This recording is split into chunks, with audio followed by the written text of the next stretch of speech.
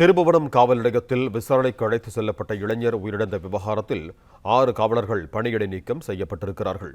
இது தொடர்பான கூடுதல் விவரங்களோடு இணைகிறார் எமது செய்தியாளர் சுரேஷ் கண்ணன். வணக்கம் சுரேஷ் கண்ணன், உங்களிடம் இருக்கும் தகவல்களை பகிர்ந்து கொள்ளுங்க. வணக்கம். சிவகங்கை மாவட்டம் திருப்புவனம் அருகே பிரசித்தி பெற்ற மடப்புறம் காளியம்மன் கோவிலில் சாமி தரிசனம் செய்வதற்காக திருமங்கலத்தைச் சேர்ந்த சிவகாமி என்ற மூதாட்டி தனது பேத்தி நிதிகாவுடன் 2 நாள் முன்பு காரில் வந்துள்ளார். அப்போது கோயிலில் தற்காலிக ஊழியர் அஜித்திடம் கார் சாவியை கொடுத்து பார்க்கிங் செய்யுமாறு கூறியுள்ளார். பின்னர் சாமி தரிசனம் செய்துவிட்டு காரில் வந்து பார்த்தபோது காரில் இருந்த 10 பவுன் நகை திருடு போனதாக தெரிவித்தது. இதனை அடுத்து திருப்புவனம் காவல் நிலையத்தில் புகார் தெரிவிக்கவே விரைந்து வந்த காவலர்கள் தற்காலிக ஊழியர் அஜித்துடன் விசாரணை மேற்கொண்டார்.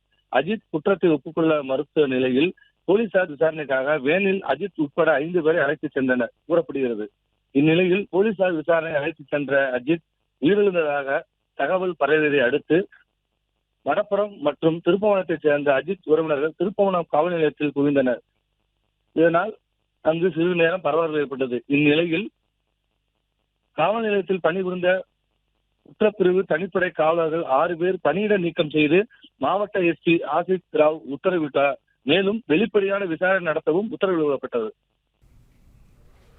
நன்றி சுரேஷ் கண்ணன், உங்கள் தகவல்களுக்கு. பிளே ஸ்டோர் மற்றும் ஆப் ஸ்டோரில் இருந்து பாலிமர் செயலியை QR கோடு மூலம் பதிவிறக்கம் செய்யுங்கள். செய்திகளை உடனுக்குடன் பெறுங்கள்.